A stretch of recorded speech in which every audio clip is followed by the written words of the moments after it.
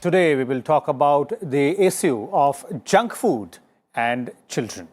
Now, the Food Safety and Standards Authority of India, that is FSSAI, has recently released draft regulations for ensuring healthy food for children, titled as Food Safety and Standards Safe Food and Healthy Diets for School Children Regulation 2019.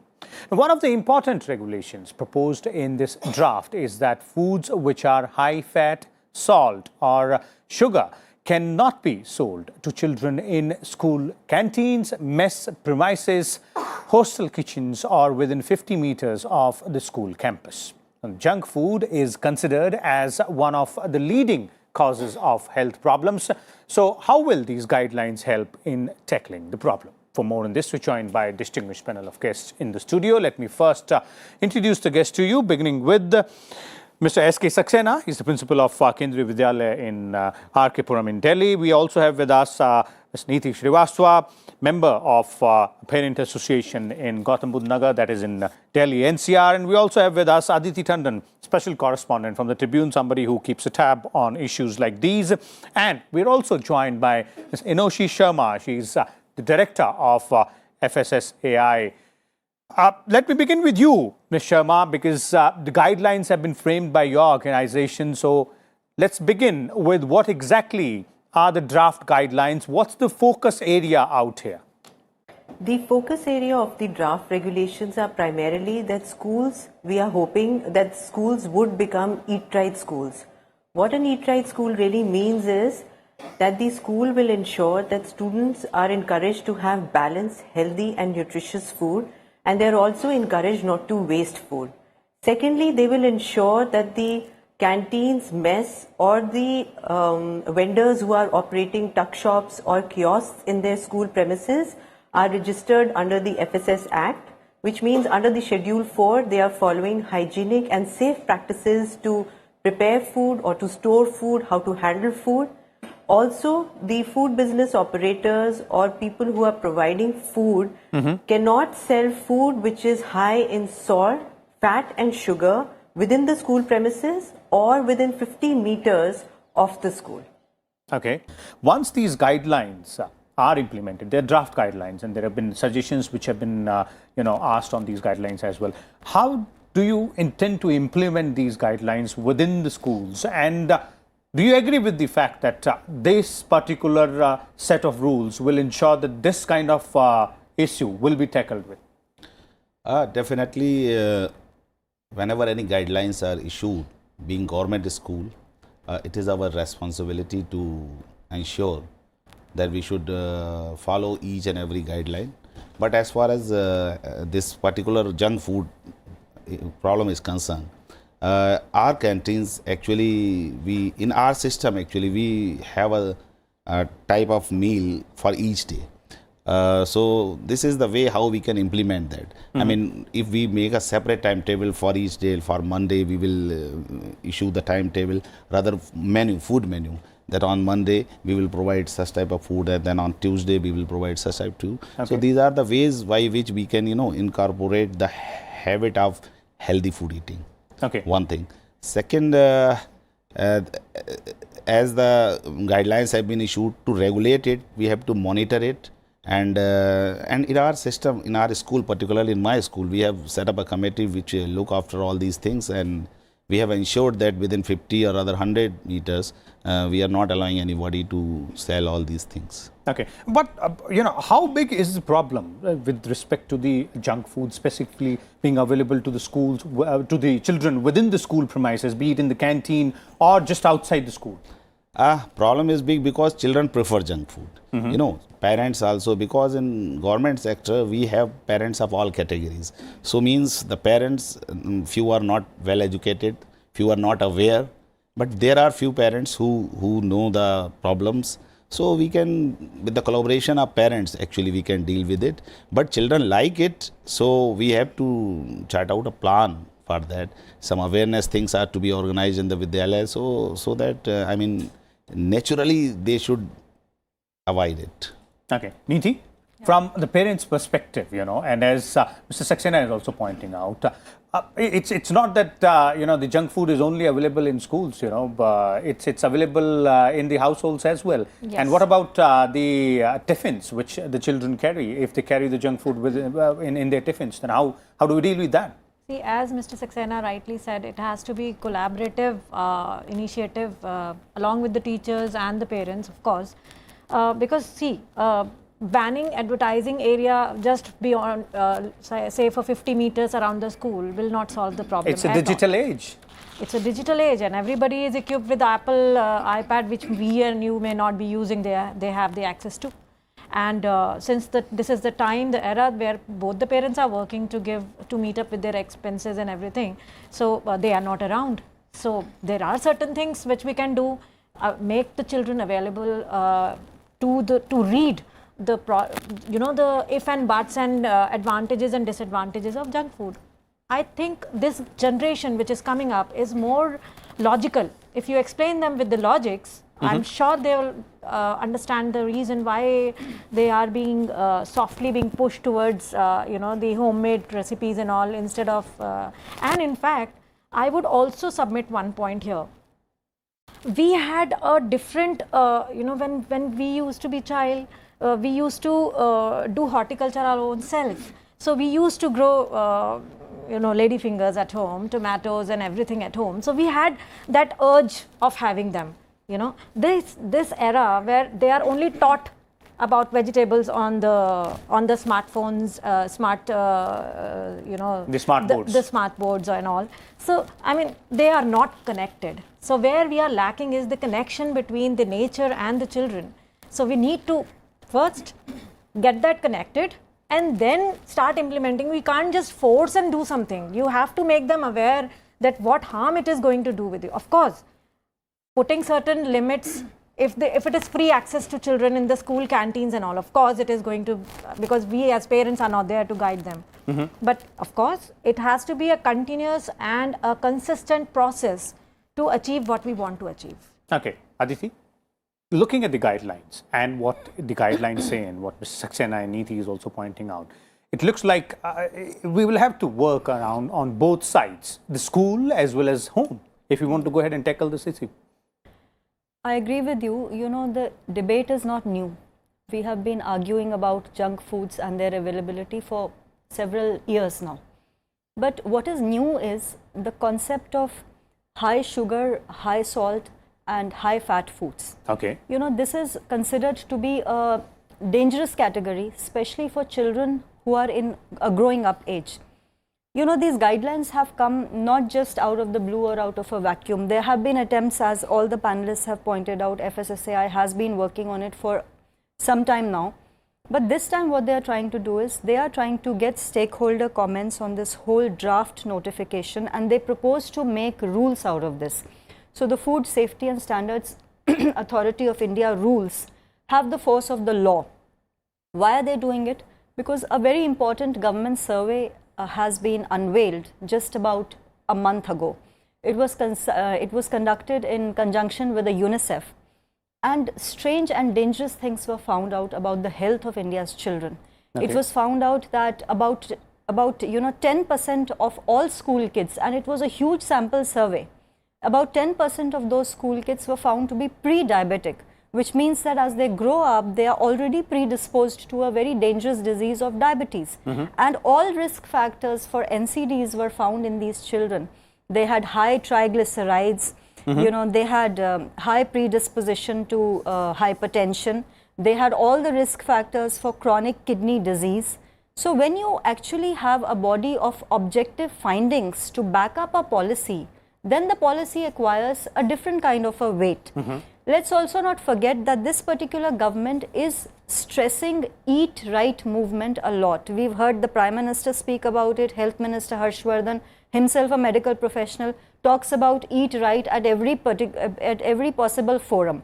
The idea is to now convert all school campuses of India into eat right campuses. Okay. These guidelines have to be seen in context of the holistic picture, where you actually now have empirical evidence to suggest that unless you move against these category of high salt, high fat foods now, your children are simply going to be exposed to all kinds of dangers of health. Okay. I don't buy the argument that if you cannot prevent the sale of junk foods in homes, you don't try and prevent it in some other space. After all, children are spending a good 8-9 hours in schools, and they do tend to, when you sit with peers, you tend to eat a lot, you tend to, eating is part of the culture, school culture. Eating is part of the thing that peers do. So if you have safe food at school campuses, and these particular guidelines are saying 3 very important things, not just the availability of junk food, they are also saying for the first time that all food canteen contractors have to be licensed. So these contractors have to now acquire the license which is required by food business operators. Okay. So just like you and I, when we go to a restaurant, we are assured of the quality, we are assured of the safety of the food that's being given to us.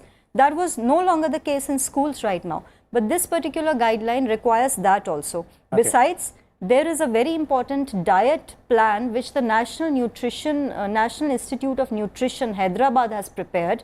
This document is telling every school in the country, every school management to acquire that diet plan. And to go by that. And to go by that, and it's not a difficult thing to do. Okay. I think it's a very encouraging step forward towards a healthy India, because children are, after all, the citizens of tomorrow. And the future of the country as well. Unless they're healthy, it wouldn't be possible for them to go ahead and contribute positively that as well. I'll come to Mr. Saxena and Neeti on those 2 points. But before that, let me go back to Ms. Sharma from FSSAI. Ms. Sharma, you pointed out initially, and the guidelines also clearly seems to be focused on, and Aditi also has made it very amply clear, on the foods which are high in fat, salt and sugar. But why only focus on school canteens, school premises, all those, these being sold within the 50-meter radius of the school? Why not expand the ambit? See, what we are trying to emphasize is that while the child or the student is in the school, like it was pointed out, the good 7-8 hours that they are there, we are trying to inculcate through our education process, through the curriculum, through the extracurricular activities which are happening in the school, of how to eat a healthy diet. You are being taught in your science or your EVS what is a balanced diet, what is a food pyramid, what is a food plate. But when it actually comes to adopting it, implementing it, it is not happening. What is happening is that the child is bombarded with all kind of food which is high in salt, fat, sugar, which is available with them. And then they are expected not to be tempted, not to enter into peer pressure, not to buy any of those things, even if they're getting pocket money from home. Within the 50 meters radius, again, the same logic applies, that while the child is, say, waiting for their parent or the school bus to come pick them up, they are not tempted by this kind of food. Once they've reached home, they are under the guidance of their parents, they are at their homes, it is again optional for them what they do. But within the school, where the entire focus is on having a balanced, nutritious diet, I believe the regulation, that is why caters for that. Okay. And is this, as Aditi is pointing out, one more step towards the Eat Right movement? Now, the very idea of an Eat Right school is not very complicated. It is very, very simple. All it expects is that people, that the students, while they are in the school, are not only taught from the textbook, but also given practical experience through extracurricular or curricular activities. Simple ways in which they realize what is a balanced food, what is nutritious, what is local, seasonal, why not to waste food, how to maintain personal hygiene, how to ensure that the premises of the school are clean, how to ensure that the vendors or the people who are preparing the food in the mess or the canteen are also maintaining personal hygiene as well as hygiene of their surroundings, so that the child is getting food as good as they're getting food at home. Okay. So the very idea of Eat Right School is very, very simple. It is something that we want our students to have just the way we would want our children to have at home. Okay. So those seems to be, the reasons behind the guidelines which have come in. But 2 important points which Ms. Sharma also pointed out, and Aditi as well. Let me bring in Mr. Saxena and Ms. Neeti here on this. Implementing the guidelines, obviously the guidelines being put in place, once they become law, they'll have to be implemented. But the very fact that, there is National Institute of Nutrition guidelines, which Aditi mentioned. Now, those to be followed. So Mr. Saxena, how do you think that this can be done in a manner in which it is easy to implement, make children, the students specifically, understand that it is for their own good and the parents as well? Yeah, in school it is possible only in this way only. Because when we organize some competitions, some practices where we can tell children what is good for them to eat. For example, we can organize some salad competitions, someday some breakfast, breakfast competitions. I should not give the name competition, rather a type of community, community breakfast, one day community lunch, where children should be asked to bring only fruits or sprouts or all these things. Even children, even the teachers, even myself, principal should also be with them. And then we eat them with them. In this way, the children will learn. Naturally, it is the matter of cultivation of habits rather. If they are trying to do that in the schools, it means they are trying to develop the habit of eating good food. And that is, so the guideline in that way can be implemented in the school. Rather than teaching them, rather than telling them what not to do, we should tell them what to do. What to do. So that is possible only when we practice all those things.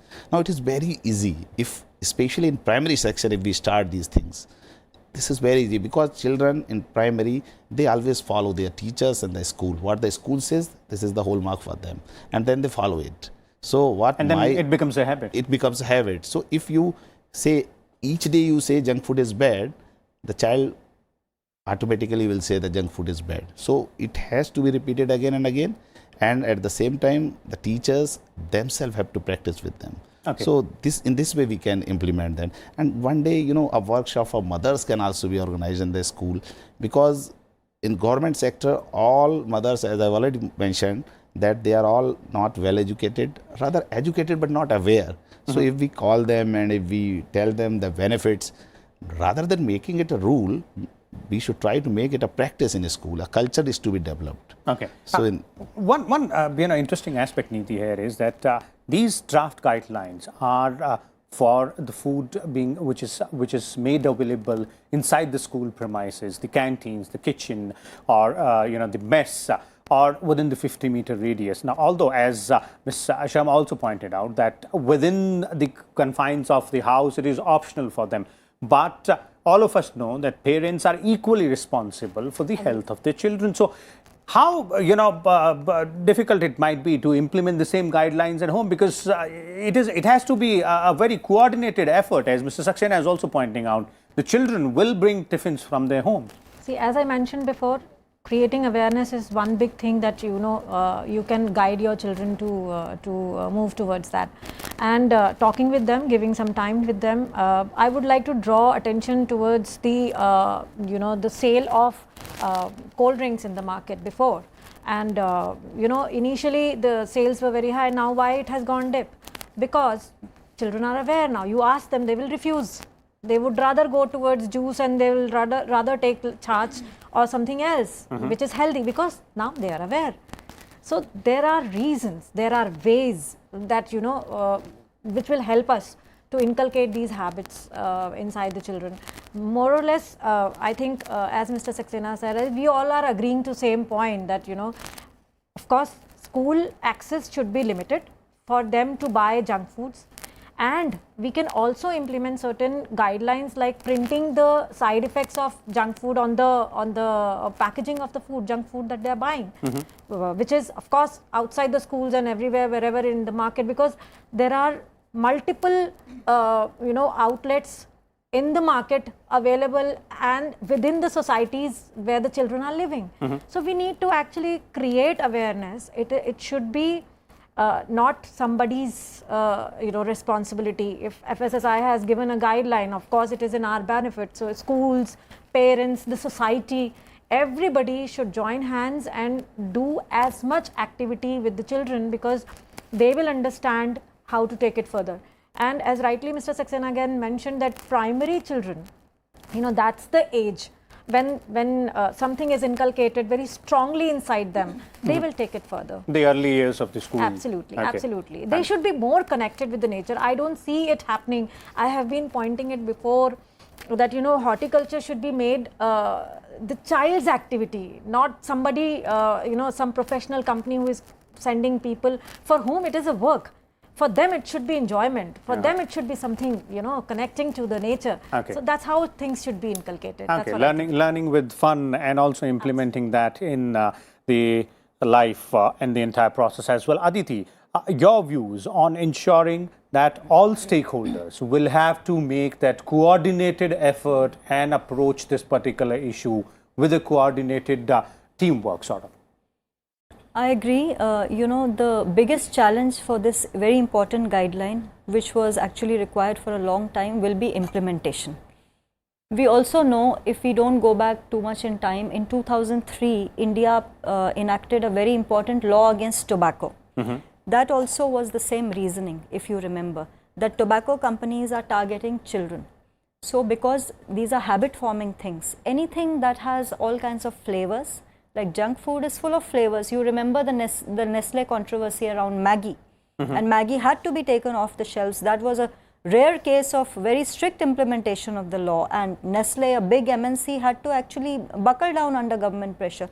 So our governments have shown in the past that if they use the force of the law, they can bring these global multinational giants down to their knees. The fact of the matter is that packaging of junk food needs to actually record every ingredient. Just like you remember the tobacco debate, how much time it took for the scientists to prove that tobacco has carcinogens.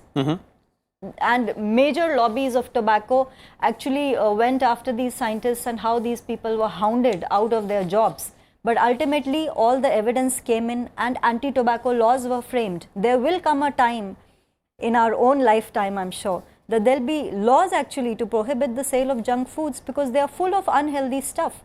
And I'm sure a lot of this stuff is directly linked to very, very debilitating effects on health. And why children? Because children are the most vulnerable physically. We keep talking about, you know, you need to feed your children well. The moment a child is born, the child has to be breastfed for 6 months exclusively, because that's the period his brain is developing. So if your children are growing up on junk food, they're not going to be cognitively developed. You will not have intelligent, you know, well-rounded personalities, which you need for a country like India. We are banking on our demographic dividend, and we have to save it. So, you know, the FSSAI has to actually ensure that the law, the structure of the law has to be such that nobody gets any escape routes. Okay. So you plug all the escape routes. Okay. So these are the main issues. Thank you so much, Aditi, Neeti, and Mr. Saxena, as well as Ms. Enoshi Sharma from FSSAI, of the issue related to junk food. These were the details of the draft guidelines which have been put in public domain by the Food and Safety Standards of India, Authority of India, and clearly, you know, the focus out here is to ensure a healthy future for our children. Their health seems to be of primary concern to everyone, and as our panelists have pointed out, all the stakeholders